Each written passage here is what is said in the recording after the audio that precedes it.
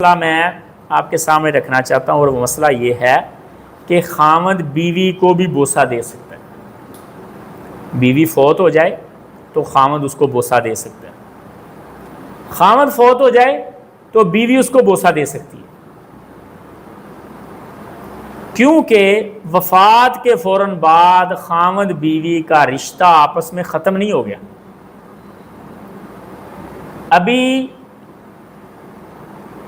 یہ بیوی اس کی عدت میں ہے، اور جب تک یہ آگے شادی نہ کرے تب تک اللہ کے کاغذات میں یہ اسی کی بیوی ہے۔ اگر یہ 40 سال بھی زندہ رہے اپنے خامد کے بعد اور آگے نکاح نہ کرے، فوت ہو جائے، تو قیامت والے دن کس کی بیوی بن کے اٹھے گی؟ اسی خامد کی بیوی بن کے اٹھے گی۔ مسئلے کی سمجھ آ گئی؟ تو حضرت صاحب بیوی خامد کی وفات کے بعد اس کو بوسہ دے سکتی ہے، خامد بیوی کی وفات کے بعد اس کو بوسہ دے سکتا ہے۔ ہمارے ہاں بعض علماء نے یہ زیادتی کی ہے، انہوں نے وفات کے فوراً بعد خامد کو بیوی کے اوپر، بیوی کو خامد کے اوپر حرام قرار دے دیا، اور انہوں نے کہا کہ ایک دوسرے کو دیکھ بھی نہیں سکتے۔ سارے لوگ بیوی کے پاس جا رہے ہیں، اس عورت کے پاس جا رہے ہیں اس کو دیکھنے، خامد کو نہیں جانے دے رہے، اور خامد بیچارہ اسی پریشانی میں کڑ رہا ہے، کہہ رہے ہیں جی نامحرم ہو گئی۔ کس نے کہا نامحرم ہو گئی حضرت؟ کس نے کہا نامحرم ہو گئی؟ یہ سٹیپ ہیں۔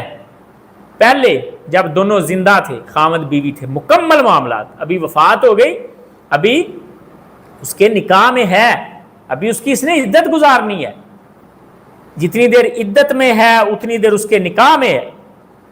عدت کے بعد اگر آگے شادی کر لی تو پھر اس کے نام سے اس کا نام ختم ہو گیا۔ لیکن اگر اس عورت نے آگے شادی نہیں کی، 40 سال بھی زندہ رہی، تو قیامت والے دن اسی کی بیوی ہوگی۔ کیا حضرت عائشہ رضی اللہ تعالیٰ عنہ رسول اللہ صلی اللہ علیہ وسلم کی وفات کے بعد آپ کی بیوی نہیں رہی؟ اگر شادی نہیں آگے کسی عورت نے کی تو اپنے خامد کے ساتھ ہی قیامت والے دن اٹھے گی۔ تو آپ نے فوت ہونے کے فوراً بعد رشتہ ختم کر دیا، اور خامد بیوی کے قریب نہیں جا سکتا، بوسہ بھی دے سکتی ہے، غسل بھی کر سکتی ہے اپنے خامد کا۔ خامد فوت ہو جائے بیوی اس کو غسل کروا سکتی ہے، بیوی فوت ہو جائے خامد اس کو غسل دے سکتا ہے۔ بلکہ میں یہ سمجھتا ہوں کہ بیوی فوت ہو جائے تو غسل خامد کو دینا چاہیے۔ خامد فوت ہو جائے بیوی کی زندگی میں تو غسل بیوی کو دینا چاہیے۔ اور میں نہیں یہ صرف سمجھتا، حضرت عائشہ بھی یہی سمجھتی تھی، حضرت علی بھی یہی سمجھتے تھے، حضرت ابو بکر بھی یہی سمجھتے تھے، حضرت رسول اللہ بھی یہی سمجھتے تھے۔ سب سے بڑی بات یہی سمجھتے تھے۔ فائدہ کیا ہوگا؟ دلائل میں بعد میں ذکر کرتا ہوں۔ سب سے پہلے فائدہ یہ ہے، اللہ رب العزت نے قرآن مجید میں کہا ہن لباس لکم وانتم لباس لہن، تم اپنی بیویوں کے لباس ہو، تمہاری بیویاں تمہارے لباس ہیں۔ مطلب یہ کہ ایک دوسرے کے عیب چھپاتے ہیں، ایک دوسرے کی باتیں چھپاتے ہیں، جیسے لباس چھپاتا ہے۔ خامد بیوی کو غسل دے گا تو ظاہر نہیں ہوں گی باتیں جیسے ہمارے معاشرے میں عورتیں کرتی ہیں کہ اس کے جسم پر تو نشانات ہی بڑے تھے، نیل پڑے ہوئے تھے، اس کو ایسے ہو گیا تھا۔ کیا سنی نہیں ہے معاشرے میں آپ نے یہ باتیں؟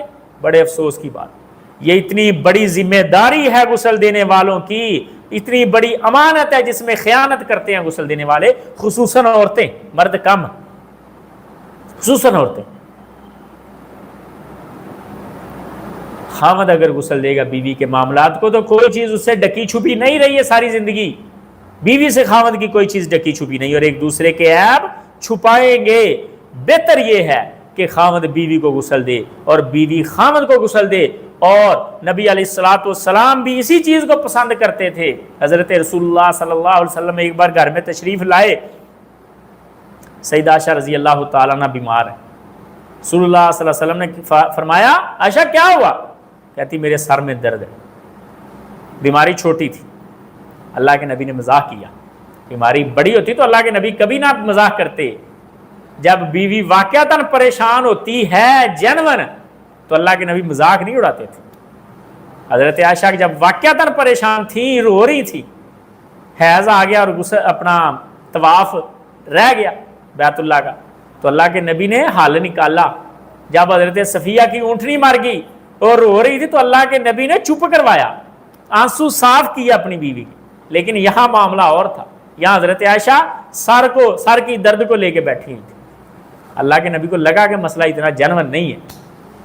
رسول اللہ صلی اللہ علیہ وسلم نے مزاح میں کہا, عائشہ کوئی بات نہیں, پریشان نہیں ہونا, اگر تو اس سر کی درد سے فوت ہو گئی تو تجھے غسل بھی میں خود دوں گا, تجھے کفن بھی خود دوں گا, تیرا جنازہ بھی خود پڑھاؤں گا.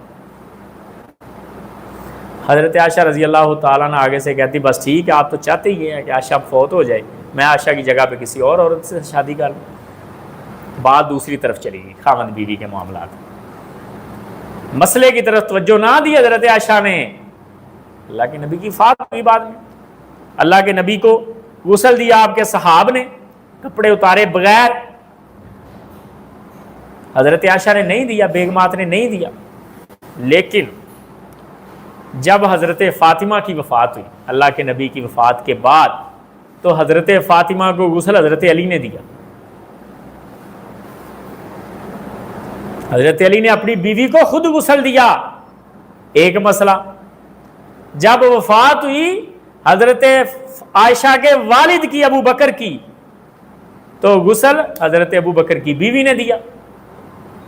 جب حضرت عائشہ نے دیکھا کہ حضرت علی اپنی بیوی کو غسل دے رہے ہیں اور میرے والد کو میری والدہ غسل دے رہی ہیں, تب حضرت عائشہ کے ذہن میں آیا, وہ مسئلہ تو یہ تھا کہ خامد بیوی کو غسل دے رہا. ہاں, اللہ کے نبی نے بھی مجھے ایک موقع پہ کہا تھا کہ عائشہ اگر تو فوت ہوگی تو تجھے میں خود غسل دوں گا. تب حضرت عائشہ کو افسوس لگا اور حضرت عائشہ نے کہا, جس مسئلے کا مجھے بعد میں پتا چلا, اگر پہلے پتا چل جاتا تو اللہ کی قسم اللہ کے نبی کو میں خود غسل دیتی. مسئلے کی سمجھ آ گئی حضرت صاحب؟ صحابہ یہ سمجھتے تھے, اللہ کے نبی یہ سمجھتے تھے کہ بہتر یہ ہے خامد فوت ہو جائے تو اسے بیوی غسل دے, بیوی فوت ہو جائے تو اسے خامد غسل دے. ہمارے یہاں ظلم یہ ہے کہ خامد بیچارہ رو رہا ہے. میرے پاس آیا ایک بندہ, واللہ العظیم میں سچا واقعہ, وہ رو رہا میرے پاس, کہتا آپ صاحب مجھے ایک مسئلہ بتائیں, میری بیوی فوت ہوئی ہے, کیا میں اس کا چہرہ نہیں دیکھ سکتا؟ میرے 5 بچے ہیں اس میں سے, میں نے ہاسپٹل میں اس کی خدمت کی, اس کے پاس رہا ہوں. اب میرے بہن بھائی اور اس کی بہنیں کہہ رہی ہیں تو اس کا چہرہ نہیں دے سکتا. میں ایک دم میں پرایا ہو گیا ہوں. میں نے اس کو مسئلہ بتایا, لیکن افسوس اس نے مسئلہ مجھ سے پوچھا تھا بعد میں, بیوی دفن ہو چکی تھی. رات گھر میں ان کے بیٹھے ہم تعزیت کے لیے گئے. حضرت صاحب اسے پھر وہ غصہ آیا, اس نے گالیاں نکالی ان کو, کہتا تم نے زیادتی کیا میرے ساتھ, بہن بھائیوں کو مخاطب کر کے. کہتا مجھے اس کے فوت ہونے کا غم ایک طرف, مجھے اس بات کا غم ایک طرف کہ تم نے مجھے اس سے پرایا کر دیا. میری بیوی تھی, میرے نکاح میں فوت ہوئی, میرے بچوں کی والدہ, تم نے مجھے اس کے پاس نہیں جانے دیا, دیکھنے نہیں دیا, میں نے کیا کر لینا تھا؟ تو حضرت صاحب یہ جہالت ہے, یہ زیادتی ہے. خامد بیوی کو غسل دے سکتا ہے.